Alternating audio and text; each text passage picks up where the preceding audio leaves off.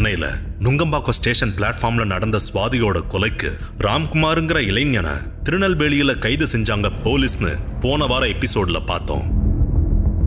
கொலைக்கும் தனக்கும் சம்பந்தமே இல்லைன்னு கோர்ட்ல சொன்னவரு எதுக்காக தற்கொலை செய்யணும்? சுவாதியோட கொலைக்கான காரணம் என்னன்னு வெளிக்கொண்டு வரப்பட்டுச்சா தெரிஞ்சுக்கலாம் இன்னைக்கு எபிசோட்ல.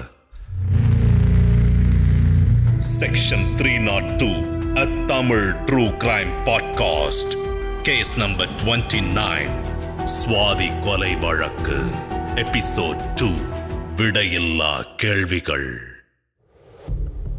தமிழ்நாட்டோட தலைநகர்ல பட்ட பகல்ல சுவாதி வெட்டி கொல்லப்பட்ட சம்பவம் இந்தியா முழுக்க பெரிய அதிர்வலைகளை ஏற்படுத்தி இருந்துச்சு. பெண் பிள்ளைகளை வெளியில அனுப்புறவங்களுக்கு அந்த கொலை ஒரு பதற்றத்தை கொடுத்துச்சு. அதனால அந்த வழக்கோட நகர்வுகளை மக்கள் உன்னிப்பா கவனிச்சுட்டு இருந்தாங்க. சுவாதி கொலை வழக்குல பலகட்ட தேடுதல் வேட்டைக்கு அப்புறம் திருநெல்வேலியில ராம்குமாருங்கிற இன்ஜினியரிங் பட்டதாரிய போலீஸ் கைது பண்ணாங்க. அதுக்கு மறுநாள் ஜூலை 2ஆம் தேதி சென்னையில போலீஸ் கமிஷனர் TK ராஜேந்திரன் செய்தியாளர்களை சந்திச்சாரு. அப்போ சுவாதி கொலை செய்யப்பட்டதோட பின்னணி பத்தி விளக்கமா சொன்னாரு. சுலைமேடு பகுதியில தங்கி இருந்த ராம்குமார் சுவாதியை பார்த்து அவங்களோட பழகணும்னு ஆசைப்பட்டிருக்கான். அதனால பலமுறை சுவாதியை பின்தொடர்ந்து போயிருக்கான். ஆனா சுவாதி அதை விரும்பல. அதனாலதான் இந்த கொலை நடந்துச்சு அப்படின்னு கமிஷனர் சொன்னாரு. இந்த கொலையில ராம்குமார் மட்டும்தான் சம்பந்தப்பட்டு இருக்கான்னு, இதுல வேற யாருக்கும் தொடர்பு இல்லை அப்படின்னு உறுதியா சொன்ன கமிஷனர் விசாரணை நடந்துகிட்டு இருக்கிறதால மேற்கொண்டு எந்த தகவலையும் சொல்ல முடியாதுன்னு சொல்லிட்டாரு. ஒரு தல காதலுக்காக ஒரு பொண்ணை இப்படி கொடூரமா கொலை பண்ணுவாங்களா? காதல் தோல்விக்காக தற்கொலை பண்ணிக்கிட்ட காலம்லாம் போய் காதலிக்காத பொண்ணை கொலை பண்ற அளவுக்கு இளைய தலைமுறை வளர்ந்துட்டாங்களே அப்படின்னு ஆதங்கத்தோட மக்கள் பேச ஆரம்பிச்சாங்க. ஜூலை மாசம் 4ஆம் தேதி அதிகாலை 3 மணி அளவுல ராம்குமார பலத்த போலீஸ் பாதுகாப்போட திருநெல்வேலியில இருந்து சென்னைக்கு கூட்டிட்டு வந்தாங்க. அன்னைக்கே எழும்பூர் நீதிமன்றத்துல அவனை ஆஜர்படுத்தினாங்க. ராம்குமார 15 நாள் நீதிமன்ற காவல்ல வைக்க உத்தரவிட்டார் நீதிபதி. போலீஸ் கைது செய்ய வந்தப்போ கழுத்தை அறுத்துக்கிட்டு தற்கொலை செய்ய முயற்சி பண்ணதா சொல்லப்பட்ட ராம்குமாருக்கு மருத்துவ உதவி தேவைப்பட்டதால ராயப்பேட்டை அரசு மருத்துவமனையில சிகிச்சைக்காக அனுமதிச்சாங்க. மறுநாள் சாயந்தரம் 4 மணிக்கு சிகிச்சை முடிஞ்சு ராம்குமார புழல் சிறைக்கு கூட்டிட்டு போனாங்க. ராம்குமாரை பிடிக்க போன போலீஸ் முதல்ல முத்துக்குமார் அப்படிங்கிற பேரைத்தான் சொல்லி கூப்பிட்டு இருக்காங்க. ராம்குமாரை பிடிச்சு போலீஸே கழுத்தறுக்க வச்சதாவும் அவர் சார்பாக சட்ட போராட்டம் நடத்தின வக்கீல் சொன்னாரு. ராம்குமாரோட அப்பா அம்மா சகோதரி மிரட்டப்பட்டதால வாக்குமூலத்துல கையெழுத்து போட்டிருக்கலாம்னு அவர் சந்தேகத்தை எழுப்பினாரு. சிறையில அடைக்கப்பட்ட ராம்குமார் யாரோடையும் பேசாம அமைதியாவே இருக்கிறதா போலீஸ் தரப்புல சொன்னாங்க. சக கைதிகள் ராம்குமாரோட பேசுறதுக்கு ஆர்வம் காட்டினாலும் ராம்குமார் அவங்களோட எதுவுமே பேசல. சிறையில தன்னை சந்திக்க விரும்பின யாரையும் பார்க்க விருப்பம் இல்லைன்னு ராம்குமார் சொல்லிட்டதா சிறை அதிகாரிகள் சொன்னாங்க. அதே சமயம் ராம்குமாரை சந்திக்க விடாம போலீஸ் தடுக்கிறதா அவங்க குடும்பத்தினர் காவல்துறை மேல குற்றம் சாட்டினாங்க. ராம்குமாருக்கும் இந்த கொலைக்கும் நிச்சயமா சம்பந்தம் இருக்காதுன்னு சொன்ன ராம்குமாரோட குடும்பத்தினர் அதுக்கான காரணங்களையும் அடுக்குனாங்க. சென்னையிலிருந்து ஊருக்கு வந்த ராம்குமார் ரொம்ப இயல்பாதான் இருந்தான். வந்த நாள்ல இருந்தே ஆடு மேய்க்க போறது, வீட்டு வேலைகளை பாக்குறதுன்னு தான் இருந்தான். கொலையை பண்ணிட்டு வந்திருந்தா அப்படி இருக்க முடியுமா? அவன்கிட்ட எந்த பயமோ பதட்டமோ இல்லை அப்படின்னு அவனோட அம்மா சொல்ல, ராம்குமார் 4 அரியர் வச்சிருந்தான், அதை கிளியர் பண்றதுக்காக தான் சென்னைக்கு போய் படிச்சான் அப்படின்னு அவனோட அப்பா சொன்னாரு. ராம்குமாருக்கு ஜாமீன் கேட்டு வழக்கறிஞர் கிருஷ்ணமூர்த்தி மனு தாக்கல் செஞ்சாரு. அந்த மனுவுல சுவாதியோட கொலைக்கும் ராம்குமாருக்கும் எந்த விதமான சம்பந்தமும் இல்லை அப்படின்னும், உண்மையான குற்றவாளிகளை கைது செய்யாம கிராமப்புறத்தை சேர்ந்த ஏழ்மையான நிலையில இருக்கிற ராம்குமாரை கைது செஞ்சிருக்கிறதாகவும் குறிப்பிடப்பட்டிருந்துச்சு. ராம்குமார் தன்னோட கழுத்தை அறுத்துக்கிட்டு தற்கொலைக்கு முயற்சி பண்ணினதா சொல்றது உண்மை இல்லைன்னு, போலீஸ்காரங்க கூட வந்தவங்க தான் ராம்குமாரோட கழுத்தை அறுத்துட்டாங்க அப்படின்னு அந்த மனுவுல சொல்லப்பட்டிருந்துச்சு. அந்த மனு விசாரணைக்கு வந்தப்போ சில பெண் வக்கீல்கள் திரண்டு வந்து ராம்குமார் செஞ்சது ரொம்ப கொடூரமான செயல், அதனால அவனுக்கு ஜாமீன் கொடுக்க கூடாதுன்னு நீதிபதி கிட்ட கோரிக்கை விடுத்தாங்க. அரசு தரப்புல இன்னொரு குண்டை தூக்கி போட்டாங்க.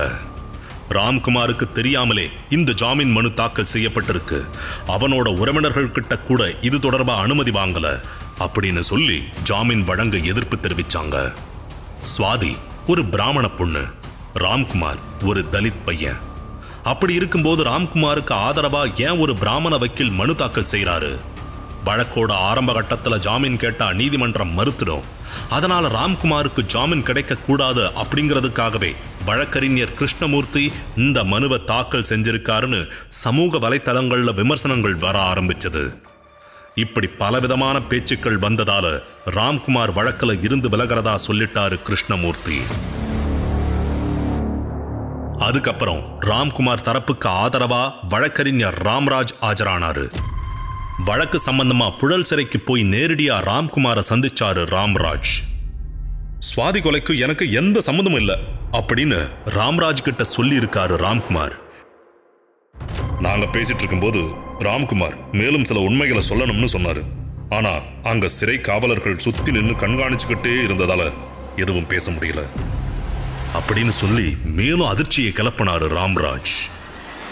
இந்த வழக்கு ஒரு பக்கம் நடந்துட்டு இருக்க, அது தொடர்பான கருத்து மோதல்களும் சமூக வலைத்தளங்கள்ல அதிகமா இடம் பிடிச்சது. சுவாதி கொலை வழக்குல ராம்குமாருக்கு சம்பந்தமே இல்லை. ஆனா அந்த சம்பவத்துக்கு பின்னாடி இருக்கிற செல்வாக்கான நபரை காப்பாத்துறதுக்காக ராம்குமாரை பலி கொடுத்துட்டாங்கன்னு ஒரு தரப்பு சொன்னாங்க. சுவாதி இஸ்லாமிய மதத்தை சேர்ந்த ஒருத்தரை காதலிச்சதாகவும் அதற்கு சுவாதி வீட்டிலேயே எதிர்ப்பு இருந்ததாகவும் இன்னொரு தரப்பு சொன்னாங்க. அந்த காதலுக்காக சுவாதி ரம்ஜான் சமயத்தில் நோன்பு இருந்ததாகவும் மதம் மாறக்கூட தயாரா இருந்ததாகவும் ஒரு தகவல் சமூக வலைத்தளங்களில் பகிரப்பட்டுச்சு. சுவாதியோட மதம் தாண்டின காதலை பிடிக்காமல அவங்க குடும்பத்தாரே செஞ்ச ஆணவ கொலைதான் இது அப்படின்னு சுவாதி குடும்பத்திற்கு எதிராவே சிலர் குற்றம் சாட்டினாங்க. கொல்லப்படுறதுக்கு சில நாட்கள் முன்னாடி தன்னை யாரோ பின்தொடர்ந்து வர்றதா தன்னோட வீட்லையும் தன்னோட நெருக்கமான நண்பர்கள் கிட்டையும் சொல்லி இருந்தாங்க சுவாதி. அது ராம்குமார் தான் அப்படின்னு போலீஸ் தரப்பு சொன்னாங்க. ஆனா அதுக்கு பின்னாடியும் ஒரு மர்மமான பின்னணி இருக்குன்னு அந்த காலகட்டத்துல சொல்லப்பட்டுச்சு. கொலை நடக்கிறதுக்கு கொஞ்ச நாள் முன்னாடி வரைக்கும் தன்னோட வீட்டுல இருந்து ரயில்வே ஸ்டேஷனுக்கு ஆட்டோல தான் வந்து போயிருக்காங்க சுவாதி. அப்படி ஒரு நாள் போகும்போது சுவாதிக்கு ஒரு போன் கால் வந்திருக்கு. அதை எடுத்து பேசின சுவாதி, அவங்க கிட்ட பென் டிரைவ், ஹார்ட் டிஸ்க் எல்லாத்தையும் தான் கொடுத்துட்டேனே, இன்னும் எதுக்கு என்ன டார்ச்சர் பண்றாங்க அப்படின்னு அழுதுகிட்டே பேசினதா அந்த ஆட்டோ டிரைவர் சொன்னாரு. பரனூர்ல இருக்கிற ஐடி நிறுவனத்துல வேலைக்கு சேர்றதுக்கு முன்னாடி சுவாதி பெங்களூர்ல வேலை பார்த்துக்கிட்டு இருந்தாங்க. அப்போ தன்னோட நண்பர்கள் சிலருக்கு உதவி செய்யறதுக்காக தான் வேலை பார்த்த நிறுவனத்துல இருந்து சில தரவுகளை எடுத்து கொடுத்ததாகவும் அதை கண்டுபிடிச்ச அந்த நிறுவனம் சுவாதிக்கு நெருக்கடி கொடுத்ததால தான் சுவாதி பெங்களூர்ல இருந்து சென்னைக்கு வந்ததாகவும் ஒரு தகவல் சொல்லப்பட்டுச்சு. அந்த நிறுவனத்தை சேர்ந்தவங்க தான் அடிக்கடி சுவாதிக்கு போன் பண்ணி நெருக்கடி கொடுத்ததா இன்னொரு தரப்பு சொன்னாங்க. இப்படி சுவாதி கொலை வழக்குல ஒவ்வொரு நாளும் ஒவ்வொரு தகவல் வந்துகிட்டே இருந்துச்சு. அதனால எது உண்மை எது பொய்ன்னு மக்களுக்கு பெரிய குழப்பமே வந்துடுச்சு. ஆனா இந்த தகவல்களை எல்லாம் போலீஸ் மறுத்தாங்க. சுவாதியை கொலை செஞ்சது ராம்குமார் தான் நிரூபிக்கிறதுக்கு தேவையான நடவடிக்கைகளை காவல்துறை தீவிரமா எடுத்தாங்க. அதுக்காக அடையாள அணிவகுப்பு நடத்துறதுக்கு நீதிமன்றத்தில் அனுமதி வாங்கினாங்க. ஜூலை மாசம் 12ஆம் தேதி அன்னைக்கு புழல் சிறையில் அடையாள அணிவகுப்பு நடந்துச்சு. ராம்குமார் தான் கொலையாளின்னு அடையாளம் காட்டுறதுக்காக சுவாதியோட அப்பா நுங்கம்பாக்கம் ரயில்வே ஸ்டேஷன்ல புக் ஸ்டால் வச்சிருந்தவர் இப்படி எல்லாரையும் வரவழைச்சிருந்தாங்க. இந்த அடையாள அணிவகுப்புல ஒரு சின்ன சிக்கல் இருந்துச்சு. அதாவது குற்றவாளி யாருன்னு யாருக்கும் தெரியாதப்போ குற்றம் நடந்த இடத்துல அவங்கள பார்த்தவங்க நேர்ல வந்து அடையாளம் காட்டுறதுக்கு தான் அடையாள அணிவகுப்பு நடக்கும். ஆனா இங்க கதையே மாறி போச்சு. திருநெல்வேலியில ராம்குமார் கழுத்தை அறுத்த போது எடுக்கப்பட்ட போட்டோ ஏற்கனவே செய்திகள்ல வெளியாகிடுச்சு. அப்போ அந்த தாக்கத்தோட வர்றவங்க ராம்குமாரை மட்டுமே தான் அடையாளம் காட்டுவாங்க. அது மட்டும் இல்லாம ராம்குமாரோட கழுத்துல இருந்த காயம் ரொம்ப ஈஸியா அவனை காட்டி கொடுத்துரும். அதனால இதுக்கு எதுக்கு அடையாள அணிவகுப்பு அப்படின்னு விமர்சனங்கள் எழுந்துச்சு. ஆனாலும் முறைப்படி அடையாள அணிவகுப்பு நடந்துச்சு. அப்போ தோற்றத்துல ராம்குமார் மாதிரியே இருக்கிற 10 பேரை தயார் பண்ண போலீஸ் எல்லாரோட கழுத்துலையும் பேண்டேஜ் போட்டு விட்டாங்க. அதுக்கப்புறம் சுவாதியோட அப்பாவை கூப்பிட்டு அடையாளம் காட்ட சொன்னாங்க.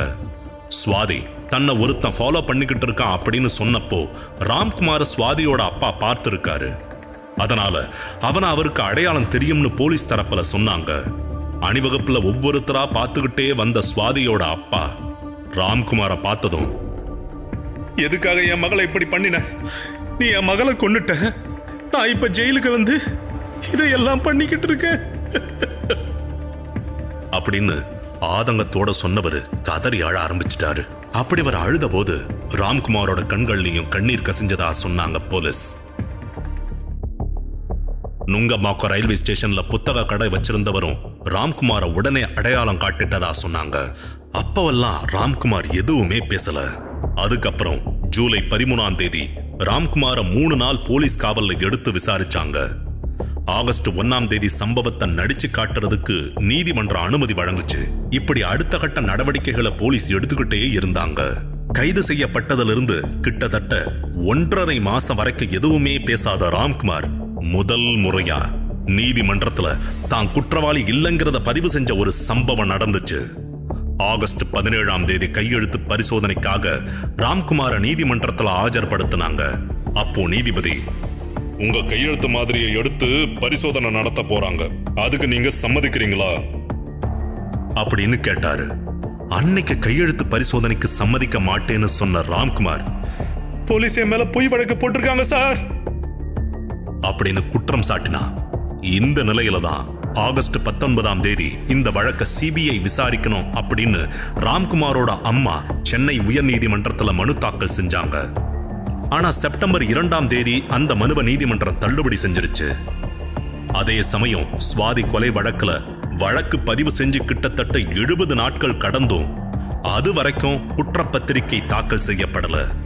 ஒரு வழக்குல 90 நாட்கள் வரைக்கும் குற்றப்பத்திரிகை தாக்கல் செய்யப்படலைன்னா குற்றம் சாட்டப்பட்டவர் ஜாமீன்ல வெளியே வர முடியும். அதனால ராம்குமாருக்கு ஜாமீன் கிடைக்கிறதுக்கான வாய்ப்பு இருந்துச்சு. ஆனா அதுக்குள்ள அந்த அசம்பாவிதம் நடந்துருச்சு. செப்டம்பர் 18ஆம் தேதி சாயங்காலம் 4 மணி அளவுல ராம்குமார் மின்சார வயரை கடிச்சு தற்கொலை செஞ்சுக்கிட்டதா செய்திகள் வெளிவந்துச்சு.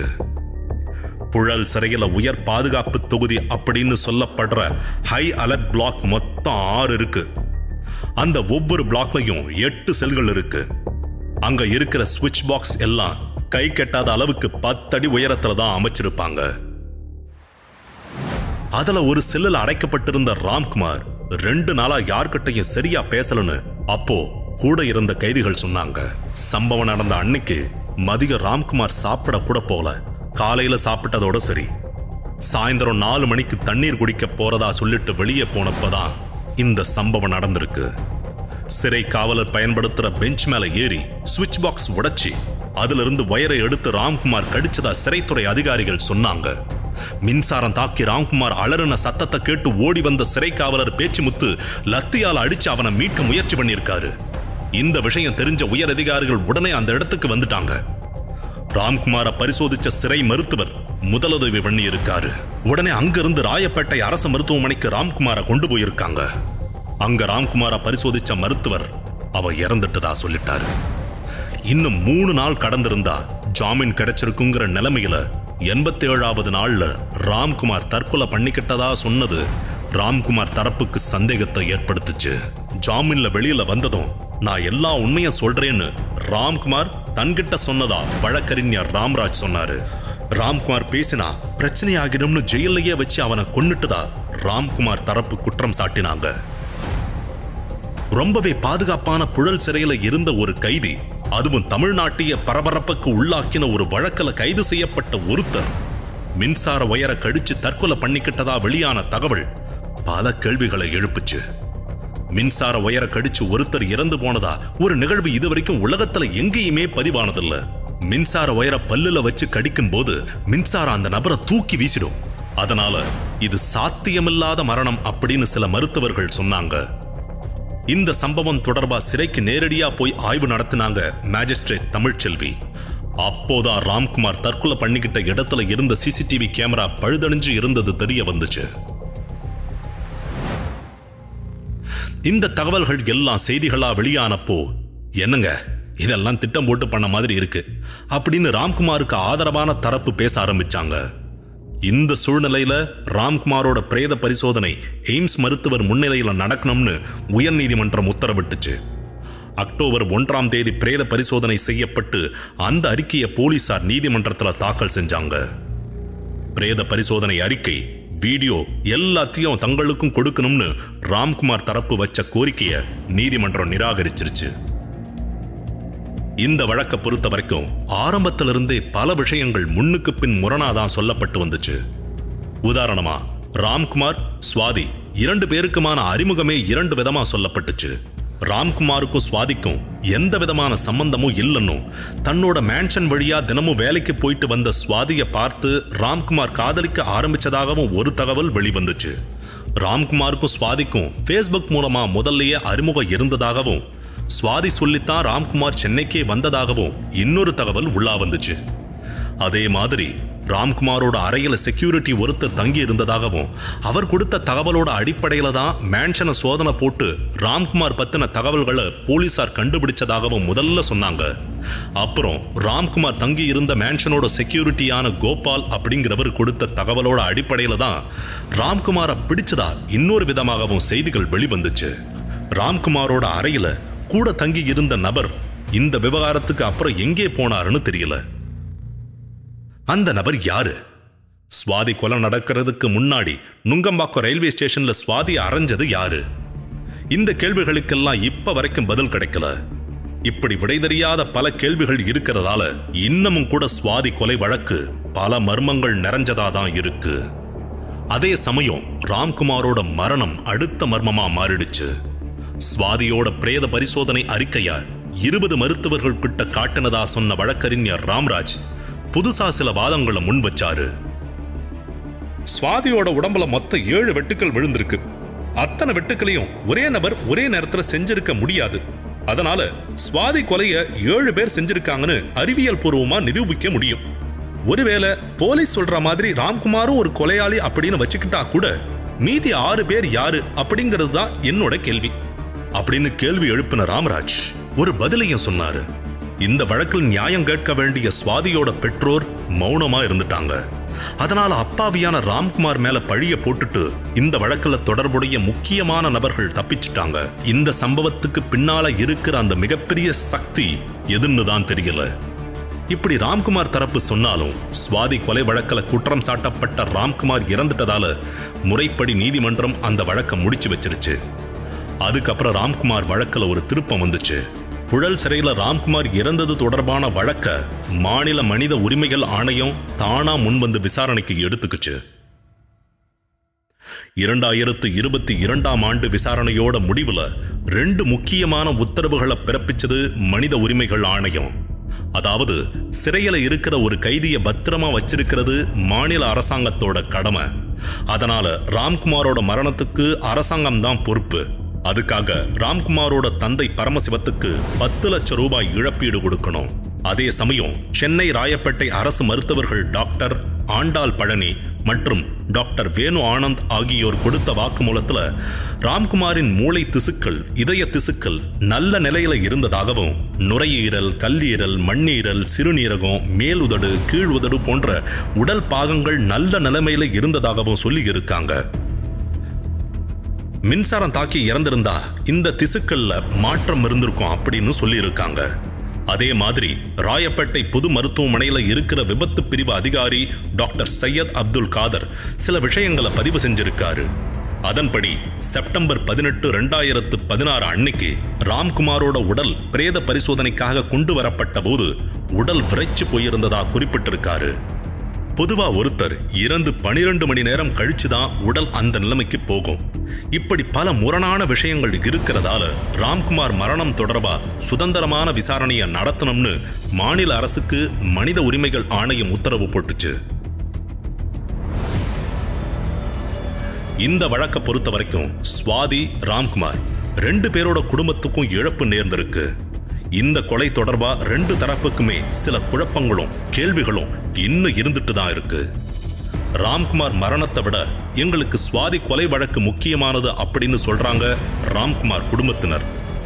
அந்த வழக்குல ஒரு தெளிவு கிடைச்சாதான் ராம்குமார் அப்பாவின்னு நிரூபிக்க முடியும் அப்படிங்கிறது அவங்களோட வாதமா இருக்கு. அதே சமயம் பொது இடத்துல நடந்த ஒரு கொடூரமான கொலையால தங்களோட வீட்டுல ஒருத்தர் இழந்தது மட்டுமில்லாம மனரீதியான தாக்குதல்களையும் எதிர்கொண்டு இருந்துச்சு சுவாதியோட குடும்பம். ஜூன் 24ஆம் தேதி 24 வயசுல வெட்டி கொல்லப்பட்ட சுவாதிக்கு செப்டம்பர் 30ஆம் தேதி பிறந்த நாள் வந்துச்சு. அப்போ சுவாதியோட சகோதரி ஃபேஸ்புக்ல வெளியிட்ட ஒரு பதிவு ரொம்பவே உணர்ச்சிகரமானதாக இருந்தது. ஒரு ஊர்ல எப்பவுமே தன்னை மகிழ்ச்சியா வச்சுக்கிற ஒரு பொண்ணு இருந்தா. ஒரு நாள் அவளோட சொந்தக்காரங்க அவளுக்கு ஒரு குட்டி தங்கச்சி பொறுக்க போறதா சொன்னாங்க. பாப்பா நல்லபடியா பொறுக்கணும்னு அவ தினமும் கடவுள்கிட்ட வேண்டிக்கிட்டா. பாப்பா பொருந்தா. தங்கச்சியும் அவளும் எலியும் பூனையும் மாதிரி எப்பவும் சண்டை போட்டுக்கிட்டே தான் இருப்பாங்க. ஆனா ஒருத்தர் மேல ஒருத்தர் வச்ச பாசத்துக்கும் அன்புக்கும் அளவே இல்லை. அடிச்சு பிடிச்சு சண்டை போட்டுக்கிட்டாலும் வெளியே ஒருத்தர் விட்டு கொடுத்ததே இல்லை. அந்த குடும்பம் அழகா இருந்துச்சு. ஒரு நாள் நுங்கம்பாக்கத்துல அவளோட தங்கச்சி தாக்கப்பட்டாங்கிற தகவல் அவளுக்கு வந்துச்சு. கடவுளே, அது என் தங்கச்சியா இருக்கக்கூடாதுன்னு வேண்டிக்கிட்டே அவ போனா. ஆனா அவளோட வேண்டுதல் பலிக்கல. பிஞ்சு தங்கச்சி ரத்த வெள்ளத்துல கிடந்தா. அந்த இழப்புல இருந்து மீண்டு வர அவ குடும்பம் எவ்வளவோ முயற்சி பண்ணுச்சு. ஆனா விதி வேற மாதிரி இருந்துச்சு. செயல்பாட்டாளர்கள், கட்சி ஆட்கள், அப்படி இப்படின்னு முகம் பேர் தெரியாதவங்க கூட அவளை பத்தியும் அவளோட குடும்பத்தை பத்தியும் தப்பா சித்தரிக்க ஆரம்பிச்சாங்க. ஆனா உண்மை என்னைக்காவது ஒரு நாள் வெளியே வரும் அப்படிங்கிறதுல நம்பிக்கையோட அவங்க மௌனமா தான் இருந்தாங்க. உண்மை ஒரு பக்கம் இருக்கட்டும், எல்லாத்துக்குமான பதில் காலத்துக்கிட்ட இருக்கு. ஆனா ஸ்வாதி, எப்படியாவது ஏதோ விதத்துல திரும்பவும் எங்க கிட்ட திரும்பி வா, பிறந்த நாள் வாழ்த்துக்கள் அப்படின்னு தன்னோட வலிய பதிவு செஞ்சிருந்தாங்க. இப்படி சுவாதி, ராம்குமார் 2 பேர் தரப்புமே எதிர்பார்க்கிற அந்த உண்மை என்னைக்கோ ஒரு நாள் நிச்சயம் வெளியில வரும். அந்த தருணத்தை காலம் தரும்.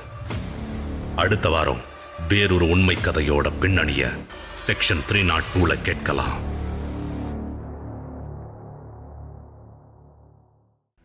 This episode is brought to you by MTR Seattle. Indulge in the timeless legacy of the MTR restaurants and savor their world-class South Indian vegetarian cuisine, which is a true culinary journey. And Maya Publishing. Turn your literary dreams into reality with Maya Publishing, where your story finds its voice and comes to life in print. Script by Gajalakshmi Mahalingam. Narrated by Bharat Raj Ravidas. Sound design, recording, mixing and mastering by Harivu Creations, Bengaluru. Sound recorded by Aksharama Studios, Chennai. Produced by Human Podium. This podcast is based on true stories and real-life events. While we strive for accuracy and authenticity, certain aspects such as dialogues, pacing, and narrative sequences may have been enhanced or reconstructed for dramatic and entertainment purposes. Our intention is to provide a compelling and engaging listening experience, while staying true to the essence of the stories being told. Keep in mind that some details may have been altered or considered for storytelling reasons. Listeners are advised to use their discretion. We may refer to specific individuals or groups by their names in order to share their stories, insights, or historical accounts. These references are intended to provide context and understanding and are based on publicly available information. We want to emphasize that these references are made solely for the purpose of providing accurate information and fostering deeper knowledge about our culture and society. We strive to approach these discussions with sensitivity and commitment to treat all individuals and their stories with respect and sensitivity.